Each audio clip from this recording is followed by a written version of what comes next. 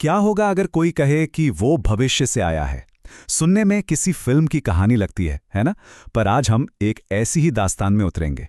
ये कहानी है संतोष भौमिक की, एक ऐसे इंसान की जिसका दावा है कि वो एक समय यात्री है। तो चलिए इस कहानी को किसी और के नहीं बल्कि उन्हीं के शब्दों से शुरू करते हैं। मैं हूं संतोष भौमिक, समय यात्री। देखिए, उनकी यात्रा कोई सीधी सपाट नहीं थी कि 2050 से शुरू हुई और बस खत्म। नहीं, उनकी कहानी 1975, 2000, 2025 और 2030 जैसे कई अहम पड़ावों से गुजरी और हर एक पड़ाव ने सिर्फ उनकी दुनिया ही नहीं बल्कि उनकी पूरी सोच को हमेशा के लिए बदल कर रख दिया। तो ठीक है, चलिए इस सफर की शुरुआत करते हैं। सबसे पहले समय यात्री का परिचय। ये वो मिशन है जहां से ये सारा सिलसिला शुरू हुआ। संतोष का पहला मिशन उन्हें सीधे 1975 में ले गया और मकसद एक खास मशीन को हासिल करना, IBM 5100। अब ये कोई मामूली कंप्यूटर नहीं था। इसके अंदर एक ऐसा राज छिपा था, एक ऐसी पहेली थी जिसे भविष्य की सबसे एडवांस टेक्नोलॉजी भी नहीं सुलझा पा रही थी। लेकिन जिंदगी में योजनाएं हमेशा कागज पर ही अच्छी लगती हैं, है ना? मिशन तो था एक मशीन का, पर कहानी ने एक ऐसा मोड़ ले लिया जहां तकनीक पीछे छूट गई और इंसानियत सामने आ गई। और यही कहानी का सबसे दिलचस्प हिस्सा सामने आता है। मिशन का लक्ष्य था 1975 से एक मशीन लाना, बिल्कुल।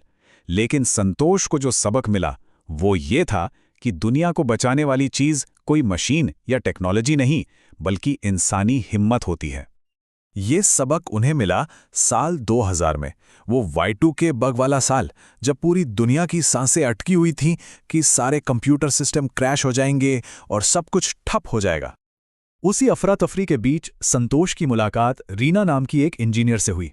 दोनों ने मिलकर सिस्टम को बचाया और तब संतोष को यह एहसास हुआ कि बैंकों को बचाने वाला कोई कॉम्प्लेक्स कोड नहीं था बल्कि वो रीना की हिम्मत थी।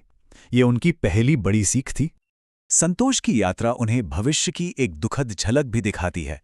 2025 में कोलंबिया में एक बहुत बड़ा क्रैश, लेकिन कभी-कभी किसी बड़े हादसे से कुछ अच्छा भी निकल आता है।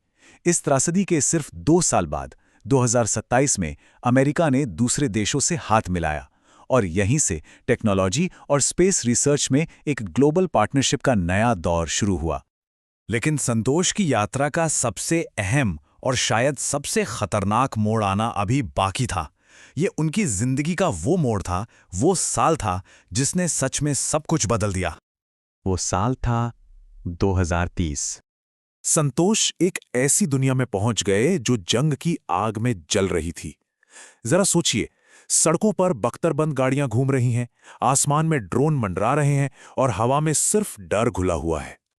मगर कहते हैं ना, अंधेरे में ही रोशनी की सबसे ज्यादा कीमत होती है। उसी उथल-पुथल और डर के बीच उन्हें उम्मीद की एक किरण मिली। उनकी मुलाकात अपनी होने वाली पत्नी से हुई। वो ताकत और बहादुरी की मिसाल थी और उन्होंने संतोष को दिखाया कि सबसे मुश्किल दौर में भी इंसानियत कैसे जिंदा रहती है।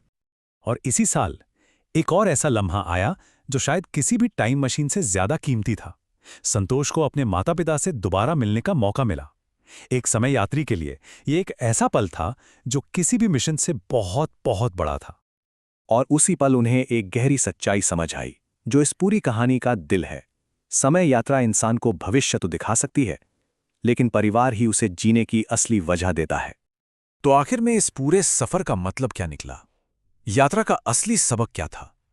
संतोष जब वापस लौटे तो उनके हाथ में सिर्फ एक मशीन नहीं थी, बल्कि उससे कहीं ज्यादा कीमती कुछ था। हाँ, मिशन तो पूरा हुआ। 2036 में IBM 5100 का इस्तेमाल करके भविष्य की एक बड़ी टेक्निकल प्रॉब्लम सॉल्व कर दी गई और फिर 2050 में संतोष अपने समय में लौट आए। टेक्निकली मिशन पूरा हो चुका था। लेकिन 2050 की दुनिया अब वो दुनिया नहीं थी जिसे वो छोड़कर गए थे। टेक्नोलॉजी तो आसमान छू रही थी, पर साथ ही 2030 के युद्ध के जख्म और उसकी परछाइयां भी अभी बाकी थीं। आखिर में संतोष को समझ आया कि उनका असली खजाना वो मशीन नहीं बल्कि वो यादें थीं जो उन्होंने इस सफर में बनाई। Y2K के दौरान रीना के साथ गुजारी वो रात, कोलंबिया की त्रासदी से मिला सबक, उनकी पत्नी की मुस्कान और उनके माता-पिता का आशीर्वाद, यही तो असली कमाई थी। सबक बिल्कुल साफ था और बहुत सीधा सा था। इंसानियत और हमारे रिश्ते यही दुनिया की सबसे बड़ी, सबसे असली ताकत है। संतोष की कहानी हमें यह सोचने पर मजबूर करती है कि समय का रास्ता शायद तारीखों और घटनाओं से नहीं, बल्कि कहानियों से बनता है। तो सवाल ये उठता है कि अगर समय की राहें कहानियों से बनती हैं, तो हमारी अपनी कहानी क्या कह रही है?